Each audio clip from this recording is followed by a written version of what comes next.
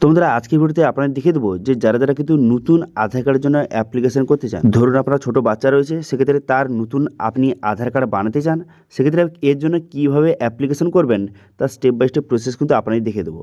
আপনি খুব সহজে অনলাইনে অ্যাপ্লিকেশন করতে পারবেন। এবার অ্যাপ্লিকেশন করার পর আপনাকে কোথাও যেতে হবে, কী করতে হবে এবং নতুন আধার কার্ড আপনি কীভাবে বানাবেন, এবং সঙ্গে বলে কি এই যে নতুন আধার কার্ড আপনি তৈরি করবেন ছোটো বাচ্চার, সেক্ষেত্রে কোনো রকমের কিন্তু চার্জ লাগবে না, সম্পূর্ণ ফ্রি অফ কস্ট।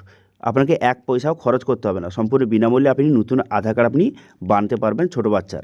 তো কীভাবে বানাবেন অথবা এর জন্য কীভাবে অ্যাপ্লিকেশন করবেন এবং কতদিনের মধ্যে আধার কার্ডটি পোস্টে আপনার বাড়িতে আসবে, তো সমস্ত কিছু আপনাদের জানিয়ে দেবো এই ভিডিওর মাধ্যমে। তো সেই জন্য ভিডিওটা প্রথম থেকে শেষ পর্যন্ত অবশ্যই দেখবেন মনোযোগ সহকারে, এবং আমাদের চ্যানেলে প্রথমবার ভিজিট করে থাকলে আমাদের চ্যানেলটিকে সাবস্ক্রাইব করে রাখুন এবং পাশে থেকে বেল আইকনটিকে অবশ্যই প্রেস করে রাখুন। তো চলুন আজকে ভিডিওটা শুরু করা যাক। তো সর্বপ্রথম কিন্তু আপনি গুগলে যাবেন, গুগলে যাওয়ার পর এখানে কী লিখে সার্চ করবেন, এখানে SSUP লিখে কিন্তু আপনি সার্চ করবেন। সার্চ করে দেওয়ার সঙ্গে সঙ্গে দেখতে পাচ্ছেন প্রথম যে ওয়েবসাইটটা SSUP মাই আধার, এই অপশানে ক্লিক করবেন। এই অপশানে ক্লিক করে দেওয়ার সঙ্গে সঙ্গে তারপরে আধার কার্ডের যে অফিসিয়াল ওয়েবসাইট আপনার সামনে কিন্তু ওপেন হয়ে যাবে। দেখতে পাচ্ছেন আপনার সামনে এইভাবে লোডিং হবে। লোডিং হয়ে যাওয়ার পর আধার কার্ডের যে অফিসিয়াল ওয়েবসাইট আপনার সামনে এইভাবে ওপেন হয়ে গেল। হয়ে যাওয়ার পর এরপর আপনি কী করবেন, বর্তমানে দেখতে পাচ্ছেন ইন্টারফেসটা একটু চেঞ্জ করা হয়েছে।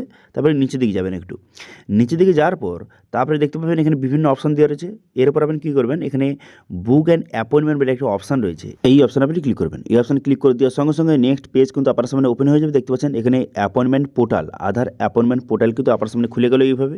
বর্তমানে কিন্তু এখানে অনেক রকমের চেঞ্জ কিন্তু করে দেওয়া হয়েছে, ঠিক আছে।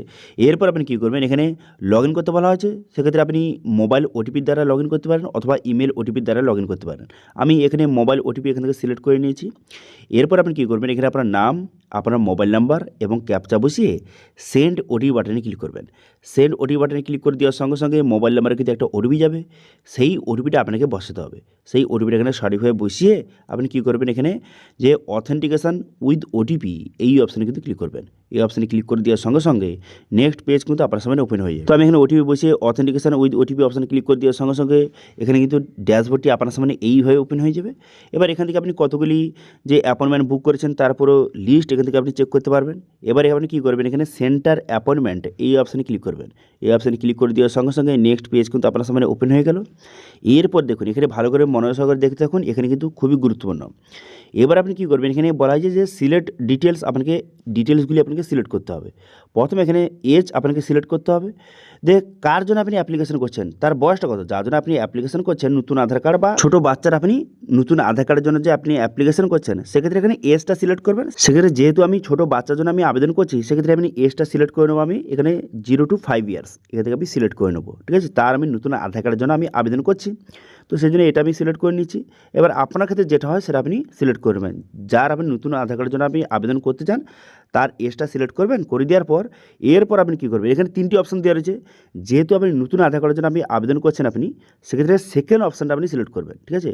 যেহেতু নতুন আধার কার্ডের জন্য আপনি আবেদন করছেন, সেক্ষেত্রে সেকেন্ড যে অপশানটা সেটা কিন্তু আপনি সিলেক্ট করবেন, head of family base enrolment এই অপশানগুলো আপনি সিলেক্ট করবেন। এই সেকেন্ড অপশানটা সিলেক্ট করে নেওয়ার পর তারপর আপনি কী করবেন, তারপর এখানে আপনি কী করবেন, এখানে পসির বাটনে ক্লিক করবেন। প্রথমে এসটা সিলেক্ট করবেন, তারপরে কিন্তু আপনি head of family base enrolment এটা কিন্তু সিলেক্ট করে এখানে পসির বাটনে ক্লিক করবেন।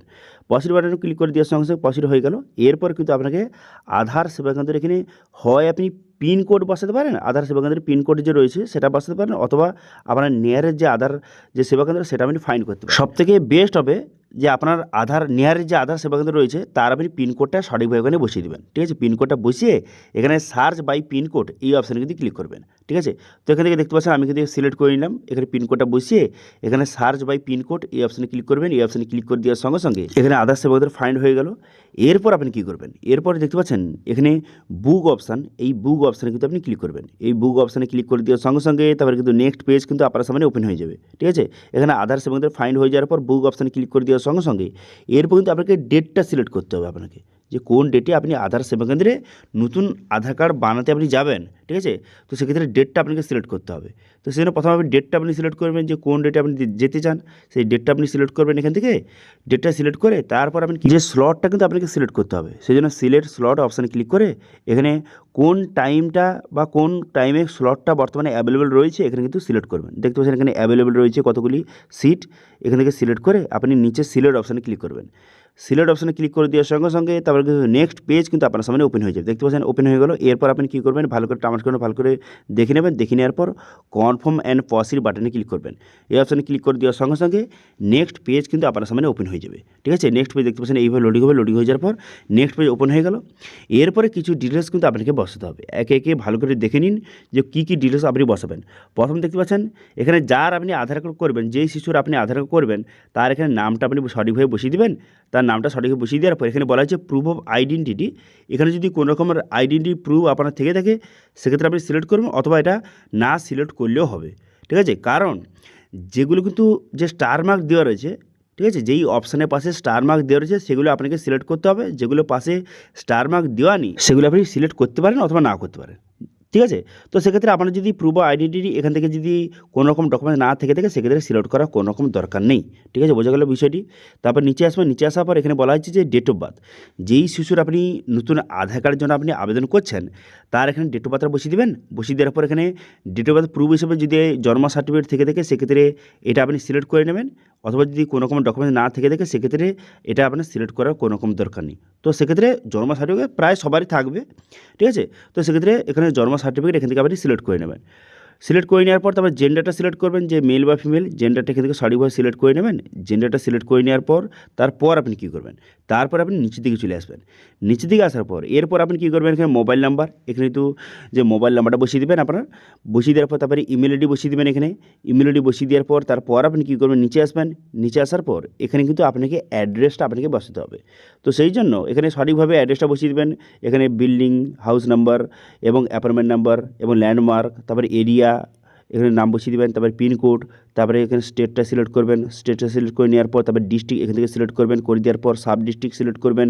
করে দেওয়ার পর তারপর আপনি কী করবেন, এখানে ভিলেজের নাম সিলেক্ট করবেন। তারপর পোস্ট অফিস, তারপরে এখানে বলা হচ্ছে প্রুফ অফ অ্যাড্রেস হিসাবে কোনো ডকুমেন্টস রয়েছে, যদি থেকে থেকে ডকুমেন্টসটা সিলেক্ট করবেন, অথবা যদি কোনো রকম ডকুমেন্ট না থেকে থাকে সেক্ষেত্রে এটা ছেড়েও দিতে পারেন।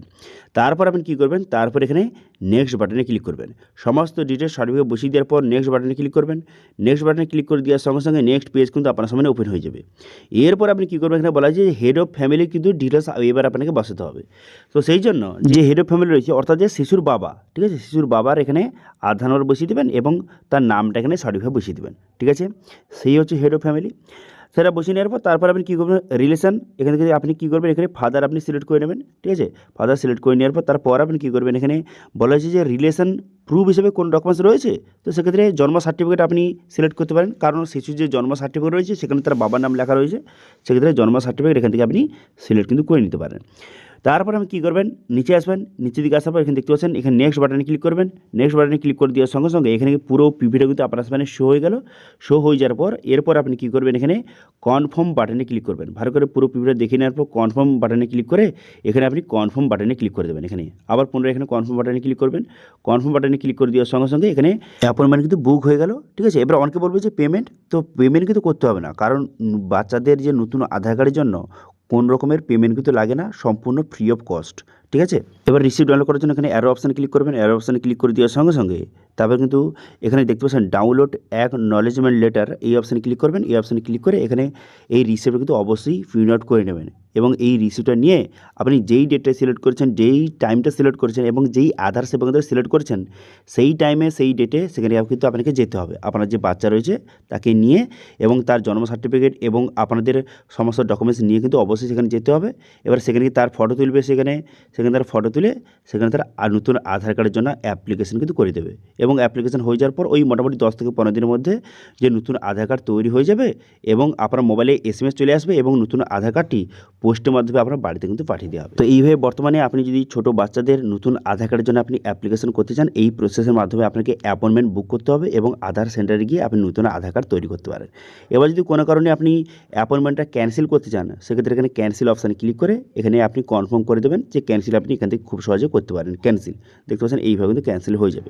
ঠিক আছে, তো এইভাবে কীভাবে আপনি নতুন আধার কার্ডের জন্য আপনি অ্যাপয়েন্টমেন্ট বুক করবেন তার স্টেপ বাই স্টেপ প্রসেস দেখিয়ে দিলাম। এবার যদি আপনি আধার কার্ড নিয়ে কোনো রকম যদি অন্য টপিকে ভিডিও চান অবশ্যই কিন্তু কমেন্ট করে জানান, আমি নেক্সট ভিডিও সেটা আপনাদের বানিয়ে দেবো। ঠিক আছে, তো এটা ছিল আজকে আপডেট। ভিডিও ভালো লাগে থাকলে ভিডিওকে লাইক করে দেবেন এবং ভিডিও কিন্তু বন্ধুর সঙ্গে শেয়ার করে দেবেন এবং আমাদের চ্যানেলে প্রথমবার ভিজিট করে থাকলে আমাদের চ্যানেলটিকে সাবস্ক্রাইব করে রাখুন এবং পাশে থেকে বেল আইকনটিকে প্রেস করে রাখুন। আজকে ভিডিওটা এই পর্যন্ত, দেখা হচ্ছে নেক্সট ভিডিওতে। Thank you.